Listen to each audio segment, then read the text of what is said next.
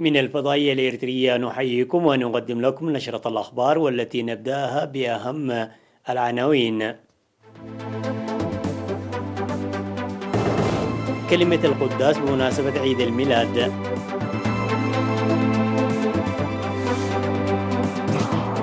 وفد إريتريا عالي المستوى يلتقي بنائب رئيس مجلس السيادة السوداني ورئيس الوزراء. تشييد المدارس في مديرية قارورة.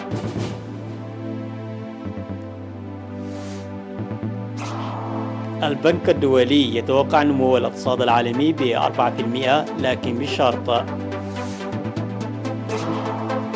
الصين ونيجيريا تتوصلان إلى 7 توافقات بشأن التعاون الثنائي. مصرع 3 أشخاص في فيضان بسبب الأمطار جنوب بوليفيا. أهلا بكم. وجه نيافة الأنبا الأب بطرس أمين غرفة المقدسات بالكنيسة الأرثوذكسية الإريترية كلمة بمناسبة عيد الميلاد الجديد. وهنأ الأب بطرس بمناسبة عيد الميلاد المجيد المواطنين في الداخل والمهجر والمرضى الراقدين في المستشفيات والجيش الأبيض الذي يسعى جاهدا لسلامة المواطنين، وكذلك قوات الدفاع الباسلة الساهرة ليلا عن طرف النهار لحماية وتنمية الوطن ونزلاء المؤسسات الإصلاحية، مشيرا إلى أن هذا العيد الذي كان يحتفى به في الأديرة والكنائس سنويا بحفاوة كبيرة ينحصر الاحتفال به هذا العام على خدم الكهنوت في الأديرة والكنائس نتيجة للقيود التي فرضتها جائحة كوفيد-19. وذكر الأب بطرس ظاهرة انتشار وتوسع جائحة كورونا في بلادنا والأضرار التي تسببها ما وصلت إليه إلى مرحلة الوفيات، وناشد لتطبيق التعليمات الحكومية الصادرة لسلامتنا وسلامة أسرنا وبيوتنا وسلامة المواطنين عامة. في الختام أوصى نيافة الأنبا الأب بطرس أمين غرفة المقدسات بالكنيسة الأرثوذكسية الإريترية إلى التحابب والتوادد ومساعدة الجهات المحتاجة بهذه المناسبة العظيمة وتقديم كافة أنواع الدعم لذوي الحوجة.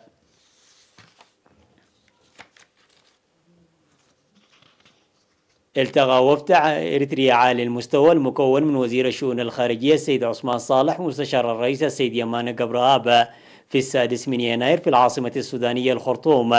التقى بنائب رئيس مجلس السيادة السودانية الفريق محمد حمدان دغولو ورئيس الوزراء عبد الله حمدوك. وأشار الزعيمان السودانيان في اللقاء بتطور العلاقات الإريترية السودانية وكذلك المساعي الثنائية الجارية لتعزيز التعاون الإقليمي، ودعا لتوفر بيئات مناسبة تساعد على استمرار التواصل المنتظم والتشاور بين الدولتين. يذكر بأن وفد إريتريا عالي المستوى المكون من وزير الشؤون الخارجية السيد عثمان صالح ومستشار الرئيس السيد يماني قبرآب سلم في 5 يناير رسالة من الرئيس السياسي أفورقي إلى رئيس مجلس السيادة السودانية الفريق أول عبد الفتاح البرهان.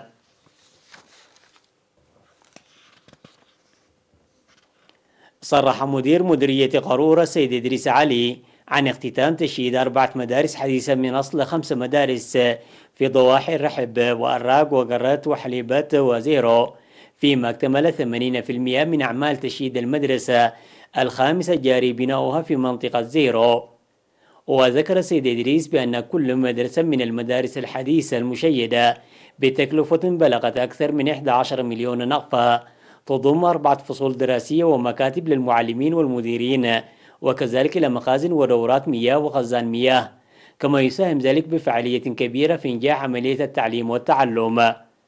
وأشار السيد إدريس إلى حصول 10 من ضواحي من أصل 11 ضاحية في المديرية على الخدمات التعليمية، حيث حقق ذلك تقدما ملموسا في تجميع المواطنين وتطور المنطقة، مناشدا لخلق أجواء مناسبة لبناء مدارس يستفاد منها في المرحلتين المتوسطة والثانوية لتأمين مشاركة واستمرارية المواطنين في مائدة التعليم. من جهته قال مسؤول المؤسسات التعليمية في المديرية الأستاذ محمد إدريس أن بناء المدارس ال5 يخلق الانسيابية ويمنح الأمل في تسيير أعمال التعليم والتعلم، موضحا اكتمال المقاعد الدراسية وتأمين فرص الحصول على التعليم لمئات الأطفال.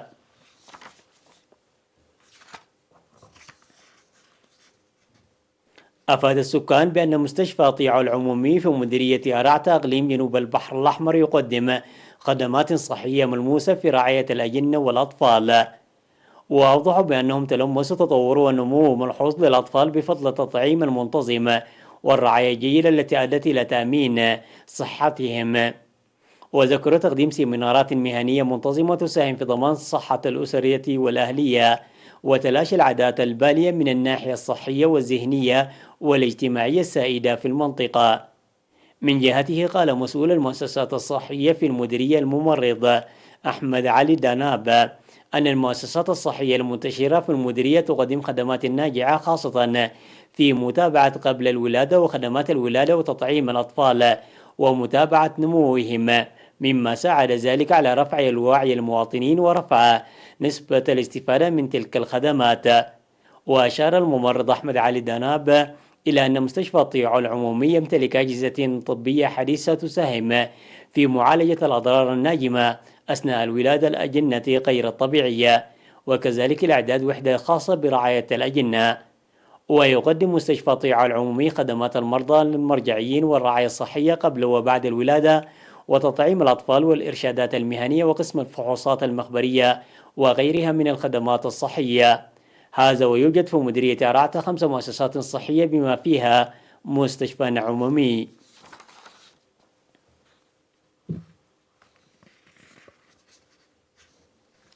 الأخبار العالمية بعد فاصل قصير.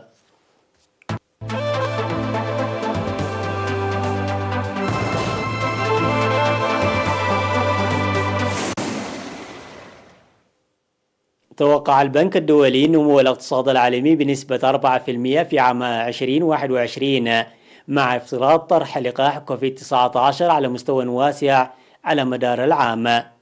ومن المرجح أن يكون الانتعاش ضعيفا ما لم يتحرك صانعو السياسات بشكل حاسم لترويض الوباء وتنفيذ إصلاحات تعزز الاستثمار وفقا لتقرير الآفاق الاقتصادية الصادر عن البنك الدولي.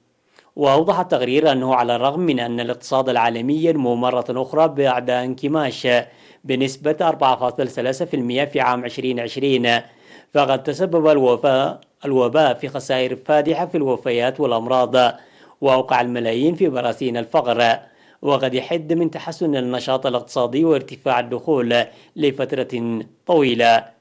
وأشار التقرير إلى أن أهم أولويات السياسة على المدى القريب هي التحكم في انتشار وباء كورونا وضمان نشر اللقاح بسرعة وعلى نطاق واسع.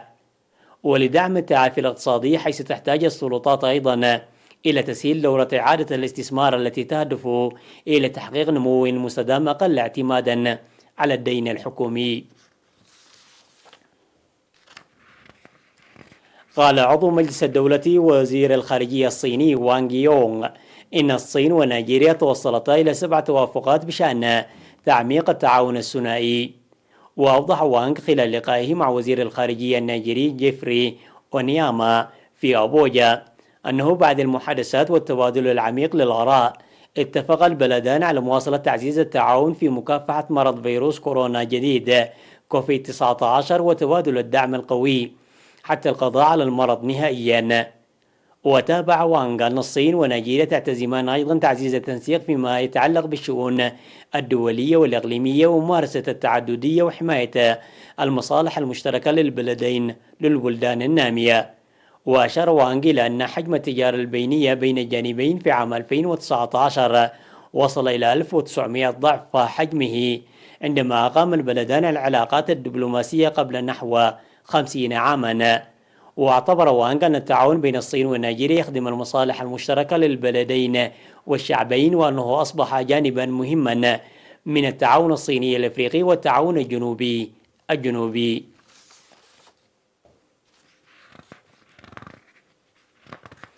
أعلنت الشرطة في بوليفيا مقتل 3 أشخاص جراء الفيضانات الناجمة عن هطول الغزير للأمطار في مدينة سكاري بجنوب البلاد، والتي جرفت العديد من السيارات والأكشاك. وذكرت شبكة IBC نيوز الأمريكية أنه وفقا لتقارير طبية فإن حوالي 10 أشخاص تلقوا علاجا بالمستشفيات إثر انخفاض درجة حرارة أجسادهم في أعقاب الفيضان في إحدى أجزاء مدينة سكاري. من جهته قال مدير الاستجابة للطوارئ بمدينة سكاري لوسائل إعلام محلية إن حبات البرد التي صاحبت سقوط الأمطار سدت مصارف المياه. وأعرب الرئيس البوليفي لويس أرساري عن تعازيه لأهالي القتلى، وتعهد بأن تقدم حكومته المساعدة للمتضررين.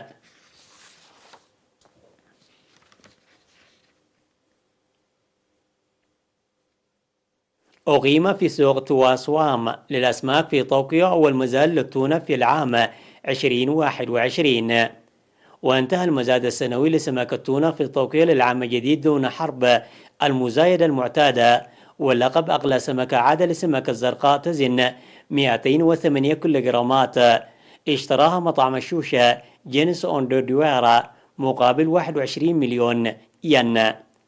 وأغلق السوق سواق جواجي، والذي كان أكبر سوق للأسماك في العالم وموقع جذاب سياحي شهير في منطقة مليئة بالمطاعم والمتاجر، كان التعامل اليومي فيه يتجاوز 2000 طن من المأكولات البحرية طازجة.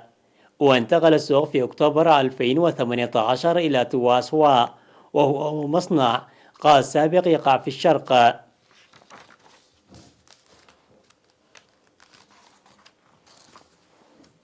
قدمنا لكم نشرة الأخبار من الفضائية الإريترية، وإلى اللقاء.